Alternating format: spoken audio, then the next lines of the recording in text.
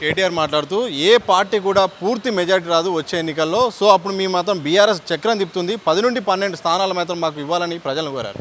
అసలు అనడానికి ఎట్లా నోరు వస్తుందండి? చిచ్చి చిచ్చి నా తమ్ముడు కేటీఆర్ తెలంగాణ లెవెల్లో ఉండి నీ అయ్య నువ్వు చేసిన పాపాల పుట్టలో మీరు మొన్న కూడా గిదే ప్రగల్భాలు పలికినావు తమ్ముడు కేటీఆర్. తెలంగాణ అక్కను మాట్లాడుతున్నా నీకు నువ్వు చెప్పేది ఏవి జోష్యాలు కాదని నీ రిజల్ట్లే తెలిసిపోయినాయి. నీ అయ్యకు నీకే నేను ముఖ్యమంత్రి చేస్తానంటే చేసుకోలేకపోయినావు.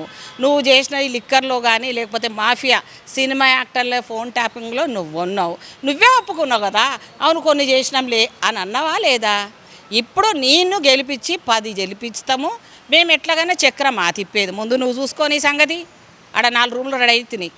నీది నెక్స్ట్ సీటు నీదే, ఆ తర్వాత మీ అయ్యది, ఆ తర్వాత మీ బావది, మీ మామది, మీ బావమరిది, అందరూ వస్తారు. మామూలు ఉందనుకున్నావా ఇది నెట్వర్క్? ఒక ముఖ్యమంత్రి కావాల్సిన వ్యక్తి ఒక రేవంత్ రెడ్డి గారిని చంపాలని కుట్రబట్టి ఆ పోలీసు వాళ్ళని వాడుకొని బ్లాక్మెయిల్ చేపించి వాళ్ళతో గారిని చంపాలని కుట్ర జరిగిందా? 100% ఇప్పుడు కూడా జరుగుతూనే ఉంది. ఇంకా జరగడమే కాకుండా ఆయన మూమెంట్ రెక్కి పెడుతున్నారు. ఆ ట్యాపింగ్ లోపల ప్రతిదీ వెనకాల ఫాలో అవుతున్నారు. ఆయనకు అంత బాగా నువ్వు ఇది చేస్తున్నావు అది చేస్తున్నావు అని భయపెట్టడానికి కారణం ఏంటి? ఇప్పటి కూడా ఆ యంత్రాంగంలో వాళ్ళు లోపలేస్తే వాళ్ళన్నీ బయట పెడుతున్నారు, ఒక్కొక్కటి బయటకు వస్తున్నాయి. ఆయనకు కూడా ప్రాణానికి కూడా రిస్క్ ఉంది.